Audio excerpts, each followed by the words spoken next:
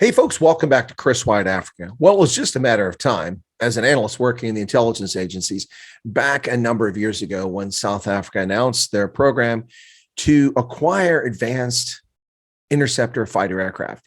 They went with the JAS-39 Gripen fighter from SAAB Aerospace in Sweden. The Gripen is Swedish for Griffin, and it comes from the SAAB logo. You see the Griffin right there on the logo.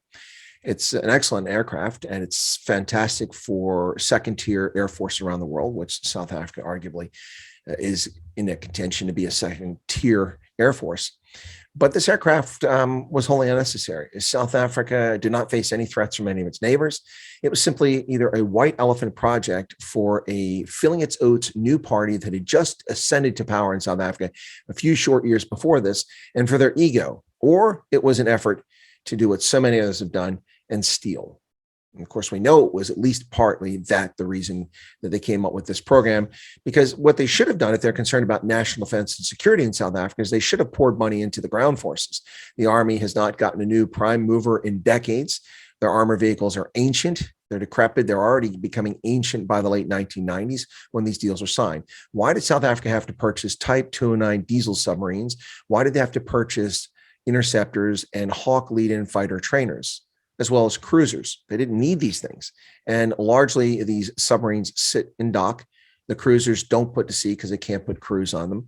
And these aircraft largely sit on the ground with unqualified crews. And now, after a little over a decade of having these aircraft, these advanced fighter aircraft, they're grounded. Some news reports say indefinitely, others say for 90 days. Whatever the case is, this is a total example of incompetence and ego being allowed to interfere with military necessity and national security. Stupidity, to say the least. It's so embarrassing what's happened with these Gripens, including a fighter pilot not landing, extending his landing gear to land one. It's crazy stuff. But just a few years ago in 2017, these advanced aircraft, which cost between $20 and $60 million, depending on the variant and when you bought them, these aircraft, $24 million a pop or so for South Africa, were being used to scout for rhino poachers.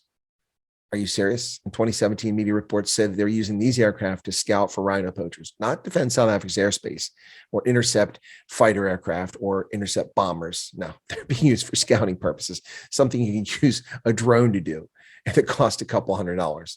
Wow, unbelievable. It takes 6.5 years of full training to take a pilot candidate and make them a fully qualified Gripen fighter pilot. Wow. So what happens when aircraft are grounded? Well, these aircraft are grounded. Why? No serviceable aircraft in the fleet. Lack of funding. Yep. Maintenance contracts, which were being used for the past couple of years with SAAB to keep these things operational, because the South African Air Force can't keep them in the air themselves. So they hired out SAAB to do it. They can't pay them. They did not renew the contracts in time. So the work is no longer being done. Now, in addition to the work not being done, many analysts, including myself, have long believed for the past several years that the South African Air Force has been cannibalizing existing aircraft. They have 17 of the single-seat and 9 of the two-seat SAABs. You see there behind me. And so we've believed for a long time that in order to keep in the air, they've been taking parts off of aircraft and just pretty much eating the parts off them like a boneyard. So that's what a lot of people believe, and that's probably the case. That's why we can't see these aircraft all get in the air. Plus, there aren't sufficient pilots to fly the aircraft they actually have. So folks think they've been long cannibalizing. Also, the crews that they do have, most analysts, including myself, think that these crews are not even current. They're not even current on the aircraft because of lack of flying hours. It's absolutely ridiculous what's happened with this ego project. Yeah. Some believe that half the fleet has been cannibalized. I don't know if it's been half, but certainly some aircraft have been cannibalized. And this funding crisis in the Air Force and the Defense Force as a whole has been going on for a long time. Of the Oryx aircraft, the helicopters they have 44 in their fleet, and only about 12 of them are actually operational. Only about a third of the Hawk fighter fleet, the lead training fleet, has been operational. And a lot of the C-130s are now unserviceable. It's just unbelievable what's happening here in South Africa's Air Force. In fact, media reports claim that there's very little ammunition even for the Air Force. So, yeah, back in 2016, experts, industry analysts warned that the weakening rand and budget cuts were going to have a major impact on this. So for 2021-22, 5.969 billion rand was allocated for the air defense program, which is basically the Air Force. Now, the requirement from the Air Force was 7.8 billion. So that's a shortfall of 1.8 billion rand, or $123 million.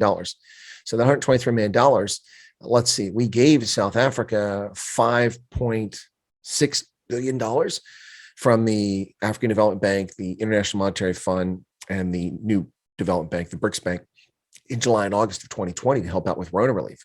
We also, the United States provides virtually all your antiretrovirals for your world's largest population of HIV positive people. We pay for that. We also gave $711 million between the US and Europe to fund Aspen Pharmacare to pay for Rona vaccines. Why don't you have money to pay for maintenance on these advanced fighter aircraft? They'll now just sit around and rust. And just like much of Africa, huge investments into an unnecessary defense expenditure wind up becoming white elephants and sit around and are useless. And it's really sad. It's pathetic. But this is the ego of the ANC. It's ego and an opportunity to pilfer. Well, now that there's nothing to pilfer from the Gripen fleet, they have no interest in it. And so they've neglected it, they've underfunded it, and now they're grounded. Disgraceful. But hey, that's South Africa under the ANC. The ANC says that it's hard to change much in 3 decades. No, it's not. It's very easy to pilfer and destroy a country, which is exactly what they've done.